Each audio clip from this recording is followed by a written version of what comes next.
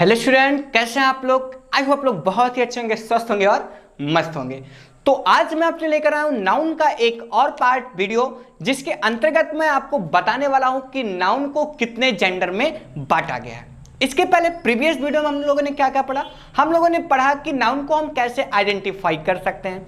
दूसरे वीडियो में हम लोगों ने ये पढ़ा कि कितने प्रकार के नाउन होते हैं, उनको पहचानने का तरीका क्या होता है। तीसरे वीडियो में हम लोगों ने नाउन के कैटेगरी के बारे में पढ़ा कि नाउन को कितनी कैटेगरी में बांटा गया है, जैसे काउंटेबल, अनकाउंटेबल, इन सारी चीजों के बारे में हम पढ़ चुके हैं।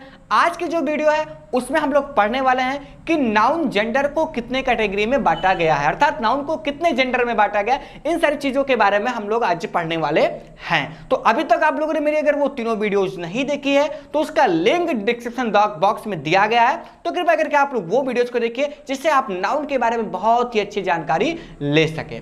तो आइए हम स्टार्ट करते हैं आज की वीडियो। तो आज हम लोग क्या पढ़ने वाले हैं, नाउन जेंडर के बारे में।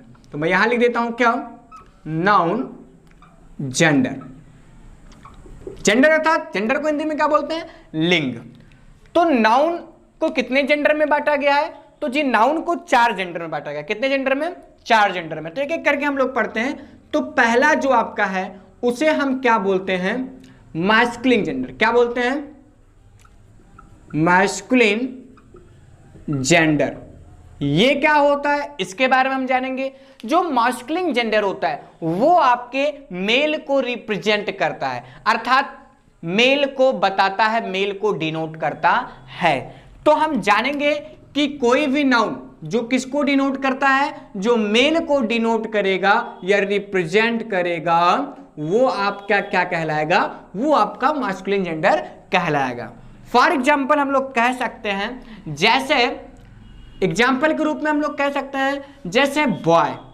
बॉय अब ये किसको रिप्रेजेंट कर रहा है, अगर हम बॉय कर रहे हैं अर्थात किसी ना किसी मेल की हम बात कर रहे हैं, तो बॉय आपका कौन से जेंडर के अंतर्गत आएगा, मैस्कुलिन जेंडर के अंतर्गत आएगा। बॉय थोड़ा सा बड़ा होता है तो वही क्या बन जाता है भाई, मैन बन जाता है। तो कहने का मतलब क्या, ये मैन भी क्या है, मेल ही तो है। तो ये किसको रिप्रेजेंट कर रहा है, ये भी मैस्कुलिन, ये मेल को रिप्रेजेंट कर रहा है, इसलिए आपका क्या हो गया, मैस्कुलिन जेंडर हो गया। अब यही व्यक्ति भगवान की कृपा होती है तो क्या बन जाता है भाई, जी हाँ सही देख रहे हो आप लोग, क्या बन जाता है भाई, हस्बैंड बन जाता है। तो ये भी किसको रिप्रेजेंट कर रहा है, मेल को ही रिप्रेजेंट कर रहा है, तो ये भी आपका क्या होगा, जी हाँ मैस्कुलिन जेंडर होगा। अब यही जो हस्बैंड है ये और इसके ऊपर जब कृपा हो जाती है तो यही क्या बन जाता है भाई, यही बन जाता है फादर बन जाएगा। तो ये क्या हुआ, ये भी आपको किसको रिप्रेजेंट कर रहा है, ये भी मेल को ही रिप्रेजेंट कर रहा है, तो ये आपका क्या हो गया, मैस्कुलिन जेंडर हो गया। इस तरह से बहुत सारी चीजें हो सकती हैं किसके अंतर्गत, तो मैस्कुलिन जेंडर के अंतर्गत। जो भी चीजें, जो भी नाउन्स है वो जो मेल को रिप्रेजेंट करेगा, जो भी नाउन हो, कोई भी नाउन हो जो मेल को रिप्रेजेंट करेगा, वही आपका क्या कहलाएगा, मैस्कुलिन जेंडर कहलाएगा। आई होप आप लोग को बहुत अच्छे से ये समझ में आ गया होगा। नेक्स्ट जेंडर जो होता है वो होता है आपका क्या, फेमिनिन जेंडर। ये क्या है भाई, जिस तरह से मैस्कुलिन जेंडर मेल को रिप्रेजेंट करता है, उसी तरह से फेमिनिन जेंडर फीमेल को रिप्रेजेंट करता है। तो यहां पे ध्यान देंगे कि ये किसको रिप्रेजेंट करेगा, ये फीमेल को रिप्रेजेंट करेगा, फीमेल को डिनोट करेगा। तो जो भी नाउन फीमेल को रिप्रेजेंट करते हैं वो किसके अंतर्गत आएंगे, फेमिनिन जेंडर के अंतर्गत आएंगे। जैसे फॉर एग्जांपल हम लोग कह सकते हैं क्या, जैसे मान लीजिए गर्ल।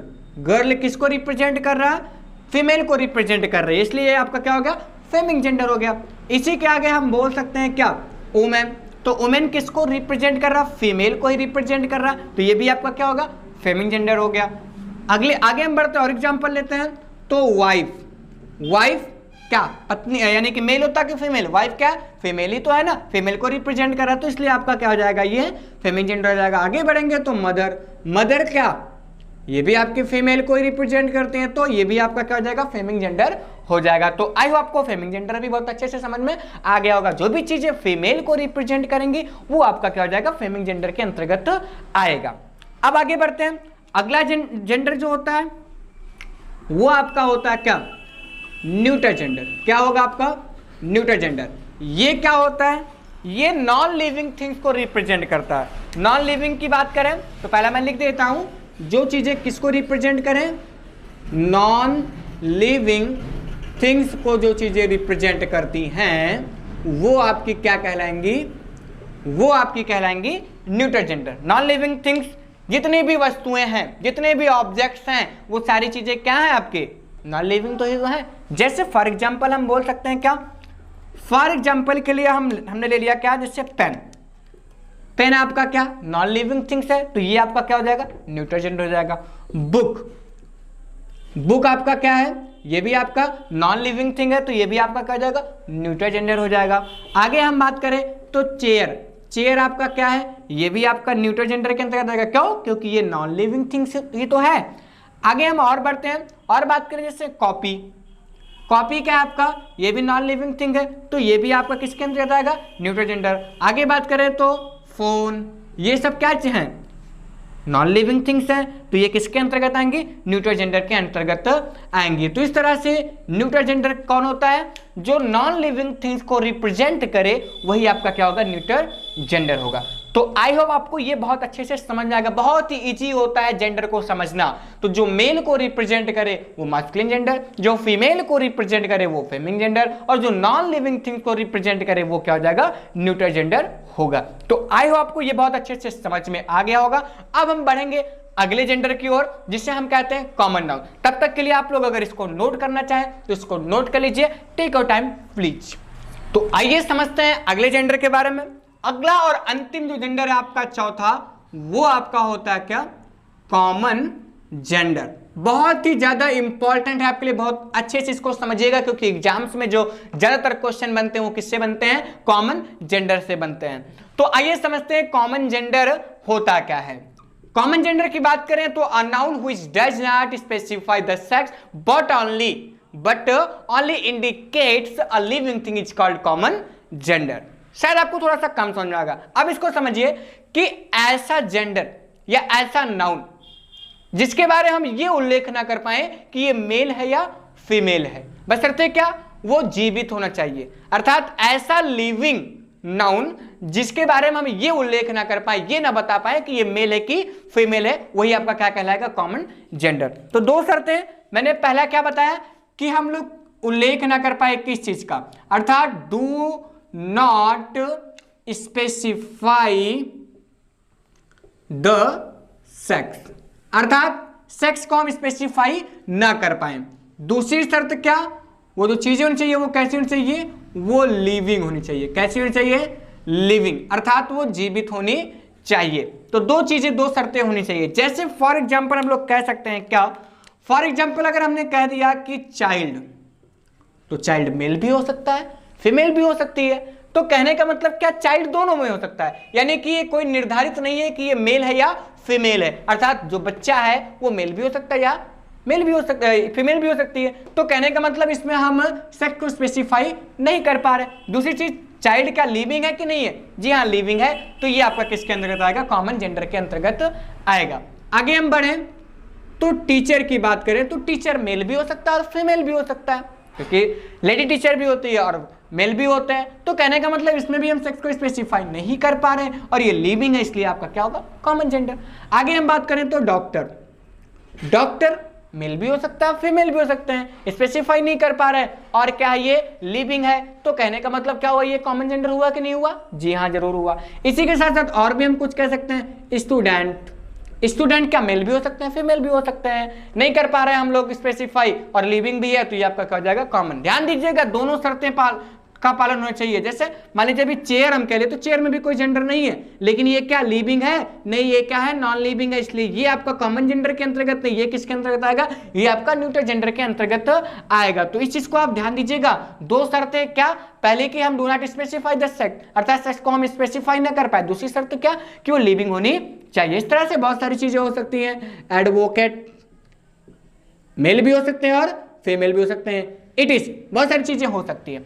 अब इस पे क्वेश्चन क्या बनता है, आइए कि क्वेश्चन को हम बताते हैं आपको। पहला क्वेश्चन ये बनता है कि जैसे अगर कहा जाए कि द चाइल्ड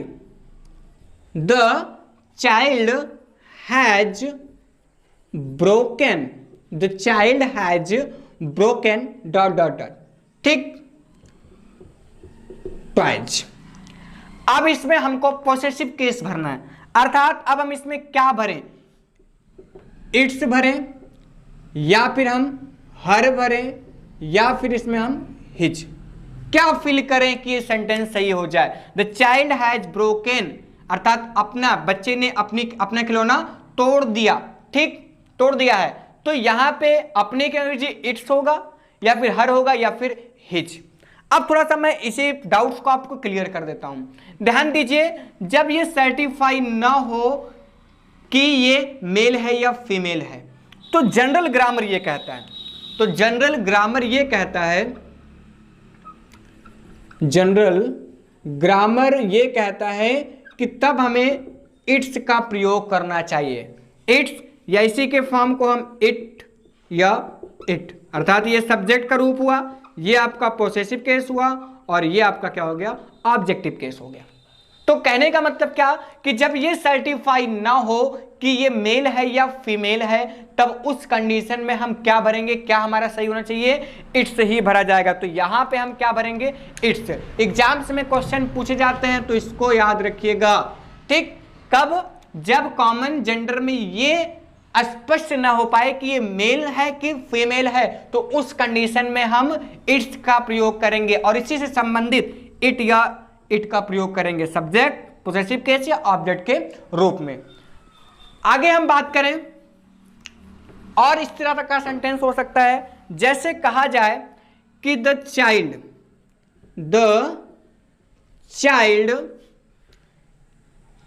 इज या child was a girl, the child was a girl dot dot dot was very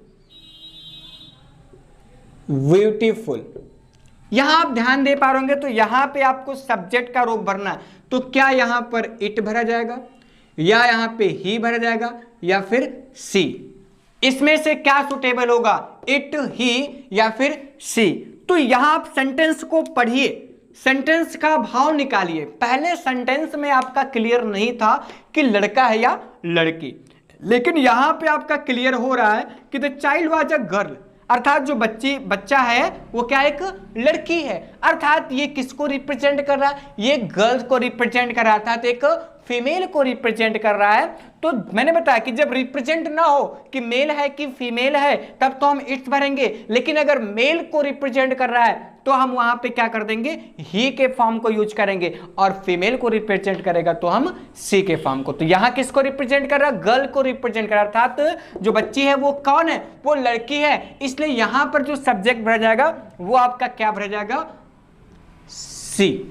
क्यों, क्योंकि यहां पे आप ध्यान दे पा रहे होंगे कि यहां पे जो चाइल्ड है वो किसको रिप्रेजेंट कर रहा है, फीमेल को रिप्रेजेंट कर रहा है, फीमेल के लिए किसका प्रयोग करते हैं, सी का। इसी तरह से और भी हम देख सकते हैं, the child was a boy, आगे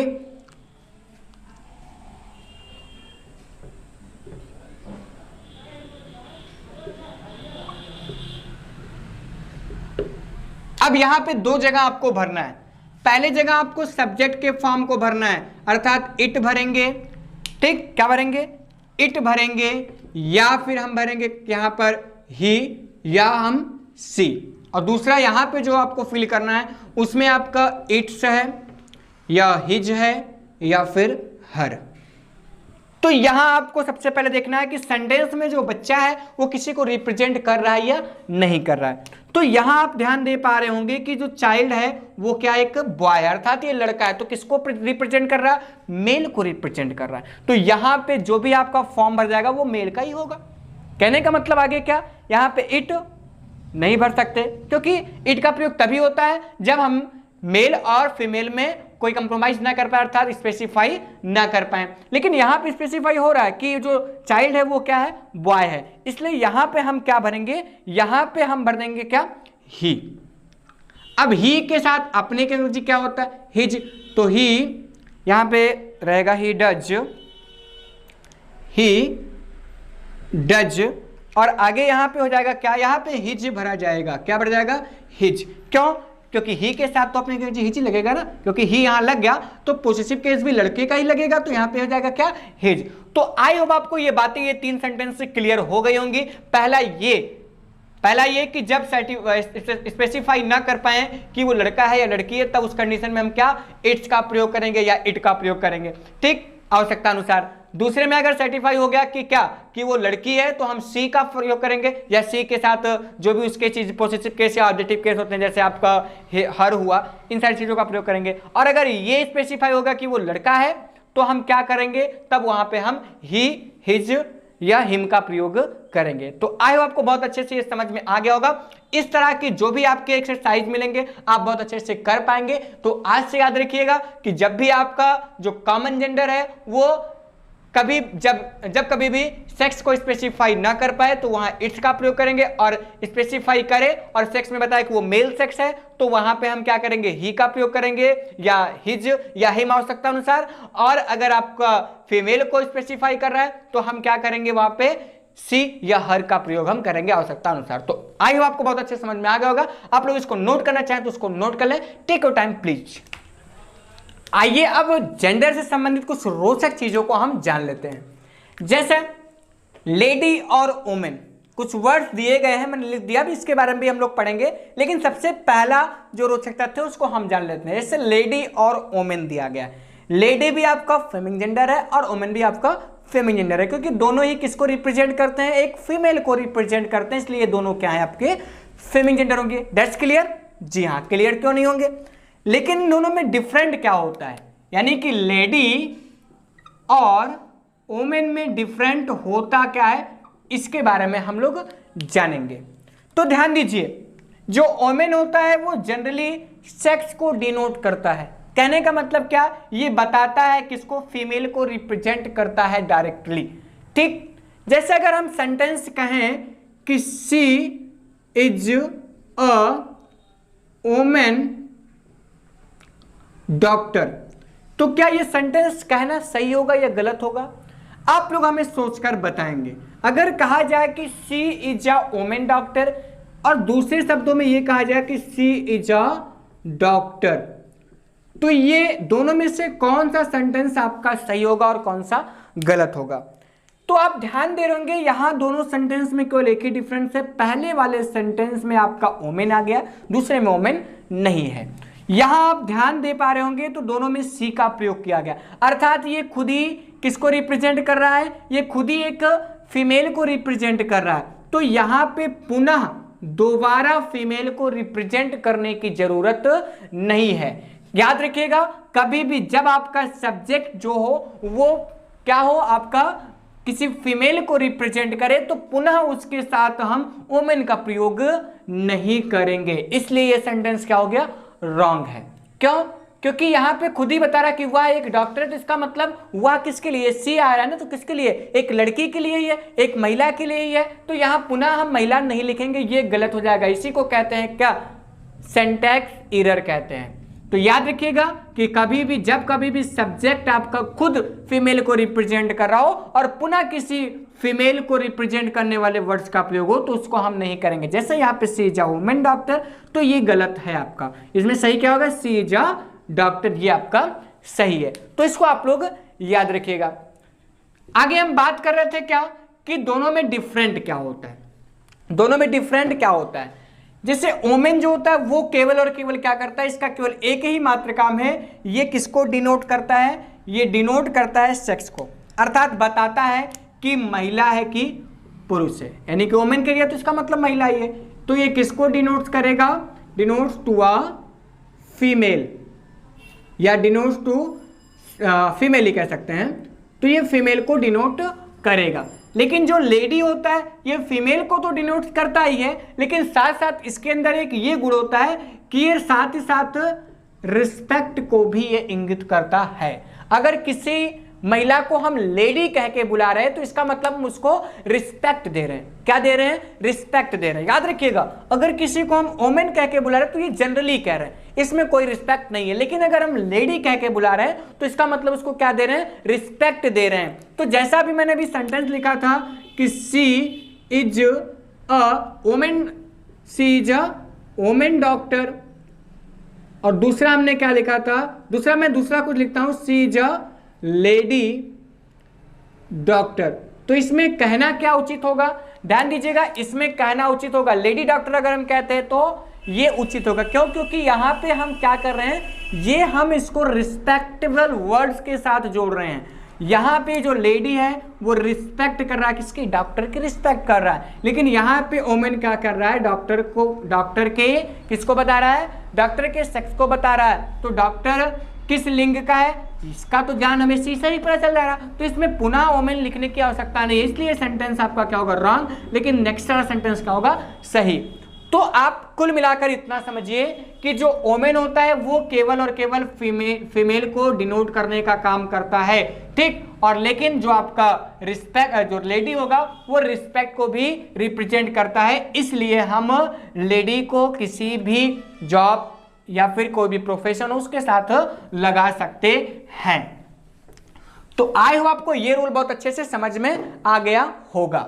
आगे हम बढ़ते हैं, दूसरा रूल, एक और रूल। जैसे कोई आपका प्रोफेशन है, व्यवसाय, दूसरा आपका कोई जॉब या कोई चीज आपकी टाइटिल है, ठीक। तो इसमें अगर आपको ये डिफाइन करना है कि कौन आपका मेल है या कौन फीमेल, जैसे सोल्जर, ढेर सारे सोल्जर हैं। अब उसमें से हमको क्या करना है कि जो महिलाएं उनको अलग करना है, उनको अलग बुलाना है, और जो पुरुष हैं उनको अलग बुलाना है। तो उनको हम क्या कहेंगे, अगर सोल्जर कह के बुलाते तो दोनों आ गए, अर्थात मेल और फीमेल दोनों आ गया। लेकिन अगर उनको हमें बांटना है, मेल और फीमेल में बांटना है, तो उनको हम क्या कह करके बांट सकते हैं, इसकी हम जानकारी लेते हैं। कोई भी जॉब होगा, कोई भी प्रोफेशन, कोई भी टाइटल होगा, अगर उसमें हमको भिन्न भिन्न अलग अलग बांटना, किसको, मेल और फीमेल को बांटना है, ठीक। तो उस प्रोफेशन या उस जॉब या उस टाइटल के पहले अगर हमको मैस्कुलिन बनाना है तो हम क्या लिख देंगे, मैन।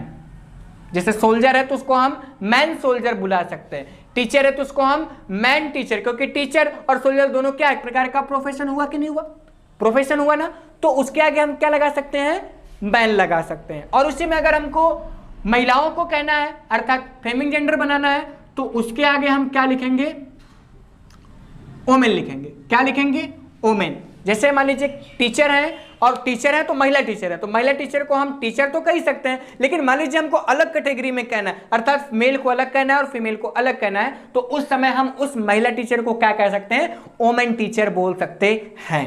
और अगर कोई पुरुष का है तो उसको हम मैन टीचर बोलेंगे।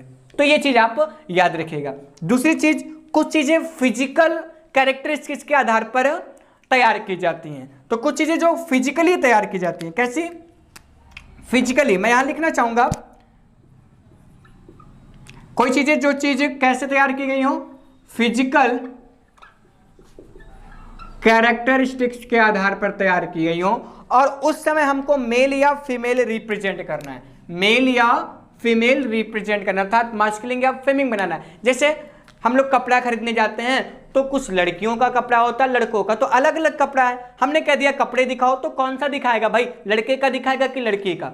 लेकिन अगर हम उसी को कहना चाहें कि भाई लड़कियों का कपड़ा दिखाओ, या फिर कहना चाहें कि लड़कों का कपड़ा, इसको अलग अलग कहना चाहें, तो इसको किस हिसाब से बोलेंगे, तो आइए उसको समझते हैं। अगर हमें मान लीजिए ड्रेस पसंद करना है और हमको चाहिए किसका, लड़कों का ड्रेस चाहिए, तो हम उसको क्या बोलेंगे, मैन ड्रेस बोलेंगे? जी नहीं, हम उसको क्या बोलेंगे, हम उसको बोलेंगे मेल ड्रेस।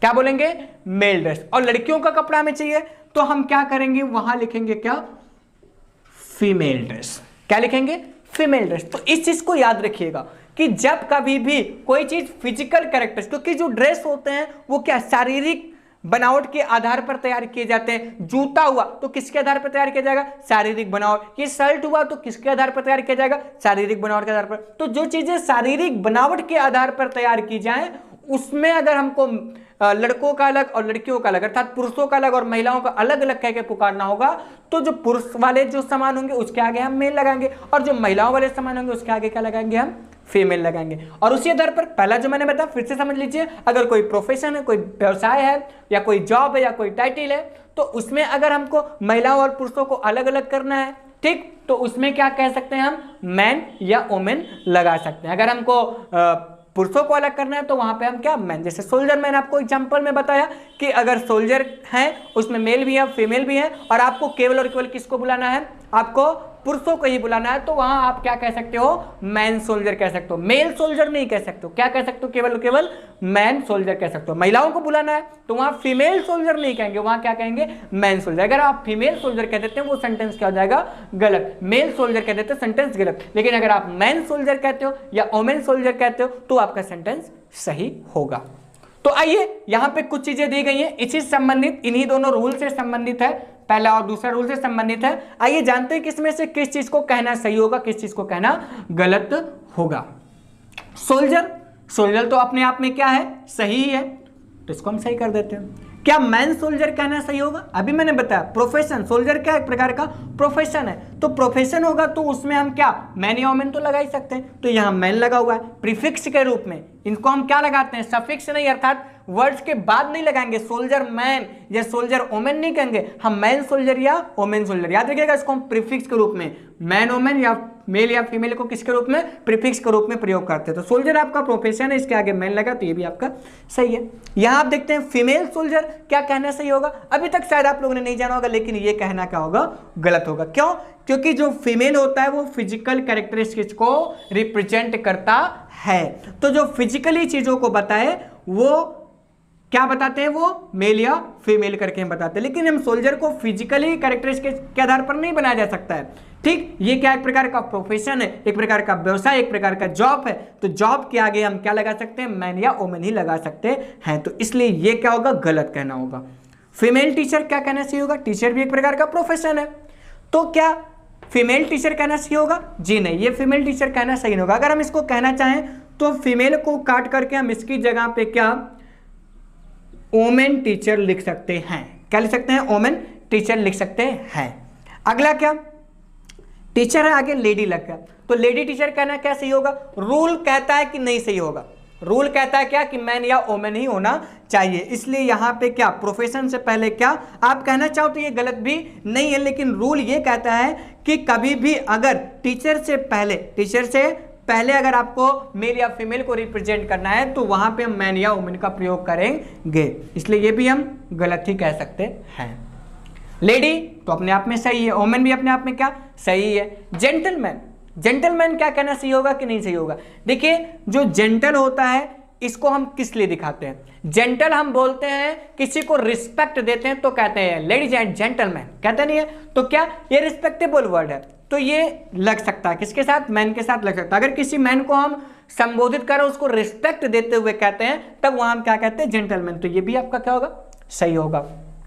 जेंटल वुमेन क्या कहना सही होगा, ये भी सही होगा, लेकिन क्या जेंटल लेडी कहना सही होगा, नहीं, क्योंकि यहाँ पे दो दो चीजें आ रही हैं, लेडी भी किसके लिए होता है, रिस्पेक्ट के लिए होता है, और जेंटल भी किसके लिए होता है, रिस्पेक्ट के लिए होता है, तो दो चीजें एक साथ प्रयोग नहीं हो सकती, इसलिए सेंटेंस क्या होगा, गलत। जेंटल लेडी नहीं कह सकते, जेंटल वोमेन कह सकते हैं, जेंटल मैन कह सकते हैं, लेकिन जेंटल लेडी नहीं कह सकते हैं। आगे देखिए वोमेन शूज, शूज अर्थात जूता, ये क्या फिजिकली है या कोई प्रोफेशन है, कोई जॉब है, क्या कोई टाइटल है। अगर कोई जॉब होता तो हम कहते बड़ा होकर के मेरा लड़का एक बड़ा जूता बनेगा, ये क्या हुआ भाई, कोई प्रोफेशन तो नहीं है, कोई जूता बनता तो नहीं है, ये क्या है, शूज को हम क्या करते हैं, फिजिकली कैरेक्टरिस्टिक्स के आधार पर इसको हम निर्मित करते हैं। कहने का मतलब शारीरिक बनावट के आधार पर, शारीरिक विशेषता के आधार पर इसको हम बनाते हैं, और जिस चीजें शारीरिक विशेषता के आधार पर बनाई जाती हैं उसमें हमको मेल या फीमेल कहना होगा, तो उसके आगे हम प्रीफिक्स में मेल या फीमेल का यूज करेंगे। तो क्या ये कहना सही होगा वोमेन शूज, ये कहना सही नहीं होगा। क्यों नहीं सही होगा, क्योंकि वोमेन और मैन का प्रयोग किसके लिए होता है, केवल प्रोफेशन, जॉब और टाइटल के लिए होता है। आगे बढ़ते हैं, मैन शूज, मैन शूज क्या हम कह सकते हैं, नहीं कह सकते, क्यों, क्योंकि ये भी किसके लिए होता है, प्रोफेशन, जॉब, टाइटल के लिए यूज होता है, इसलिए इसको भी हम कह नहीं सकते हैं। फिजिकल कैरेक्टरिस्टिक याद रखिएगा, फिजिकल कैरेक्टरिस्टिक होगा तभी हम मेल या फीमेल कर सकते हैं। जैसे ड्रेस है, तो ड्रेस अर्थात कपड़े, ये किसके रूप में बनाए जाते हैं, फिजिकल अर्थात शारीरिक बनावट के आधार पर बनाए जाते हैं, तो इसके आगे क्या फीमेल कह रहा है, तो क्या ये कहना उचित होगा, जी हाँ बिल्कुल सही होगा। क्यों, क्योंकि मैंने बताया कि जो चीजें शारीरिक बनावट के आधार पर तैयार की जाती है उनके आगे मेल या फीमेल लग सकता है, तो ड्रेस के आगे फीमेल लगा, तो ये आपका बिल्कुल सही है। स्टूडेंट, स्टूडेंट क्या एक प्रकार का प्रोफेशन है, तो ये प्रोफेशन है, तो यहाँ आप ध्यान दे रहे होंगे कि फीमेल लगा हुआ है, और फीमेल और मेल किसके लिए प्रयोग होता है, केवल और केवल फिजिकल कैरेक्टरिस्टिक्स के लिए होता है। लेकिन ये स्टूडेंट क्या एक प्रकार का प्रोफेशन है, तो इसके आगे क्या यूज होना चाहिए, मैन या वोमेन यूज होना चाहिए। तो इसलिए सेंटेंस क्या है, गलत है। ये क्या कहना सही होगा जी, नहीं, ये कहना क्या होगा, गलत होगा। मैन नर्स क्या कह सकते हैं जी, बिल्कुल कह सकते हैं भाई। नर्स क्या है, नर्स एक प्रकार का प्रोफेशन है, और प्रोफेशन से पहले हम क्या लगा सकते हैं, मैन या वोमेन लगा सकते हैं। तो ये आपका सही हुआ। तो आई होप आपको बहुत अच्छे से समझ में आ गया होगा इन सारे वर्ड्स, ठीक। तो याद रखिएगा, जब कभी भी किसी प्रोफेशन की बात हो, किसी जॉब की बात हो या किसी टाइटल की बात हो, तो वहां पे हम मैन या वुमेन लगा सकते हैं। और जब कभी भी किसी फिजिकल कैरेक्टरिस्टिक्स की बात हो और उसमें हमको आइडेंटिफाई करना हो कि कौन मैन है कौन वुमेन है, तो उस समय हम क्या लगाएंगे, आगे मेल या फीमेल लगाएंगे। लड़के का कोई ड्रेस होगा तो मेल ड्रेस, लड़की का कोई ड्रेस होगा तो फीमेल ड्रेस। तो इस तरह से आप लोग याद रखिए कि कभी भी आपका फिजिकल कैरेक्टरिस्टिक्स है तो उसके आगे मेल या फीमेल लगाएंगे, कोई प्रोफेशन है तो मैन या वुमेन लगाएंगे। जैसे टीचर हुआ तो टीचर लड़का भी हो सकता है, लड़की भी। अगर लड़के वाले टीचर को हमें बुलाना है तो वहां हम मैन टीचर कह सकते हैं, या टीचर भी कहेंगे तो गलत नहीं है, या फिर हम क्या कह सकते हैं, मैन टीचर कहेंगे। और कोई लड़की टीचर है तो उसको हम वुमेन टीचर कह सकते हैं, उसको हम फीमेल टीचर नहीं कह सकते, जैसा यहाँ की लिखा था। तो बात समझ में आ गई होगी आपको कि कोई प्रोफेशन, जॉब या टाइटल तो मैन या वुमेन आगे प्रीफिक्स में जोड़ो, कोई फिजिकल कैरेक्टरिस्टिक्स हो तो मेल या फीमेल आगे जोड़ो। तो आई होप आप लोग को बहुत अच्छे से समझ में आ गया होगा। आप लोग नोट करना चाहें तो उसको नोट कर लीजिए। Take your time please.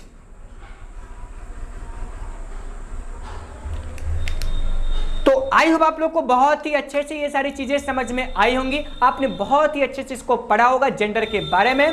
तो इसी तरह से बहुत सारी जानकारियां मैं लेकर आता रहूंगा आप लोग के बीच में। तो आज की वीडियो की एंडिंग इसी के साथ होती है, जेंडर के बारे में जो मैंने आपको बताया। और भी आगे जानकारी हम लोग इकट्ठी करेंगे, और भी जानकारी को हम लोग प्राप्त करेंगे नेक्स्ट वीडियो में। तब तक के लिए मेरे चैनल के साथ बने रहिए, और अगर आपको वीडियो अच्छा लगा हो तो वीडियो को लाइक कीजिए, चैनल को सब्सक्राइब कीजिए और वीडियो को शेयर करना ना भूलिए। अंत तक वीडियो के साथ बने रहने के लिए बहुत बहुत धन्यवाद।